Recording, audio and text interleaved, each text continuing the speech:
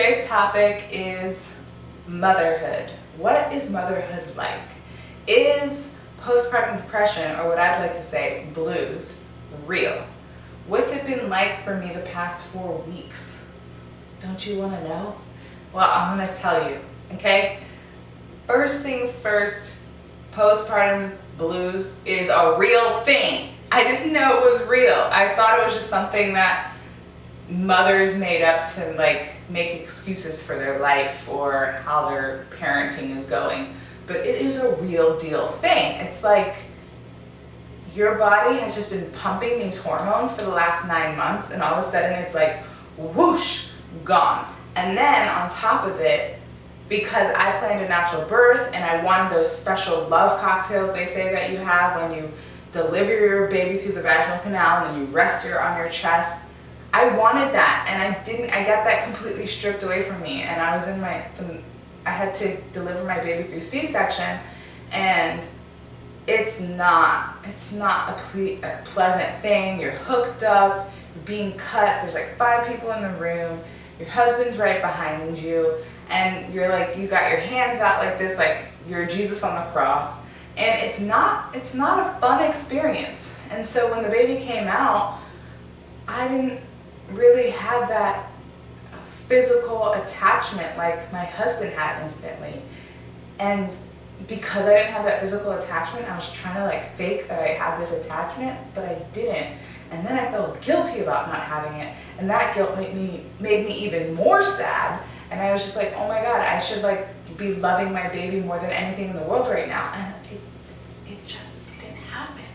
I know, I hate to say that, but it just didn't happen. My love had to grow. After my C-section, I fed her, I went to sleep, and then I woke up hours later and I was in an incredible amount of pain because all of the anesthesia had worn off. And when the baby's crying and you need to feed her, it's really, really hard to focus on another being when you yourself are in pain, and you're in pain because of delivering somebody that you've never met before. Of course, you've been carrying her all this time, but you've never actually met her, and you're just in so much pain. And the first week that I would feed the baby, I would literally look at the wall and just cry over nothing. Nothing at all. I'm saying someone would literally just say one statement, and then I could feel tears welling up, but I didn't want to show it. But I was sad, and I had no idea, I couldn't pinpoint it.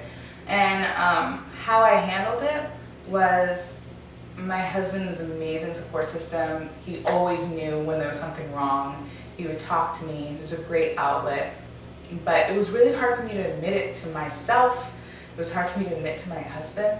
It was really hard for me to admit to all my other friends who've seen that my life has changed since dealing with MS, and I'm so happy now, and I wrote this ebook that's supposed to be super positive, and then how's it gonna look that now I'm sad? And it was just something that I didn't want people to know. But then who would I be if I'm sitting here on YouTube being oh, my life's perfect, I'm happy all the time? But it's not the case. I did feel that, and I want you to know that it's okay to feel a little withdrawn from the baby. It happens. At least it happened with me, and then I've actually talked to a few other mothers who had C-sections who admitted it to me too. And I was like, oh my God, I'm not alone. Okay, this is real. But that doesn't mean that you need to go off and take depression pills or anything like that. I'm just saying that it's a real thing, right? And things also that helped me were going out and taking walks, slowly taking more responsibility for my baby, because at the time, the only thing I could do was feed. So I kind of felt like I was a cow being milked all the time, and I didn't have any other purpose but that. So I felt really like an animal, as opposed to this giant being who has a body, So it just was it. So I started just taking more responsibility, changing her diaper, something I couldn't do. I couldn't bend over. I could barely pee.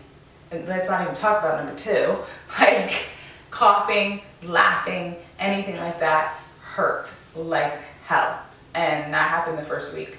Second week, started feeling a little better and taking on responsibility, like I said. But also, I went to the chiropractor that week, took some vitamins, some to handle the missing hormones. And it is really important to continue to take your prenatal vitamins so that you're not completely devoid of any type of nutrients. So there you go. There you have it. Today wasn't supposed to be this long drawn out thing, but I did want to be real with you guys and tell you that it was not any walk in the park, and that I'm still adjusting to motherhood and being able to think, okay, Ella's first. Okay, I can't leave the house until Ella's fed. Oh wait, I can't leave the house because I'm her only food source. I can't introduce a bottle until next week, so that's pretty cool. I'd be able to leave the house by myself. But I've also had cabin fever. Literally, I've only been able to like walk very close near where my house is only, because I've been afraid that if she wakes up, she's gonna be hungry and no one's gonna be able to feed her except for me. So that's also been kind of like, I'm a doer, I need to get out, I need to go and have fun. Like, even when we just take trips to the pediatrician, I'm like, yes, I'm leaving the house today. And then that's it, you know? So definitely go outside. If you have to go by yourself, go outside, because it really, really helps. And I live in sunny California, so it's been pretty nice out here. And lastly, what I told you, here are my postpartum pictures. This is week 3 and 4. Yesterday marked the 4th week since Ella's been born, and so far I've lost about 26 pounds, and I need to lose about 10 more pounds to get back to my pre-pregnancy weight. But in that time I was actually trying to lose another 10 pounds because I'd gained so much from being married, and also from I was still handling all the steroids and everything from the MS that was still in my body. So I was in the process of trying to get back to my pre-MS weight. So that's another 10 pounds. And I'll keep you updated to see if I reach my goal. And I'm making you accountable. So I'm gonna get that athletic body back again. And so that's it for today. I'll see you next week. And please subscribe, put comments below. Tell me what else you would like to know. What else would you like to know? I'd love to do something for you guys, what you want, okay? Like, I don't know, what's the best ice cream flavors, food, anything about me, my family, my culture, I don't know. You tell me what you want to see and I'm gonna deliver it, okay?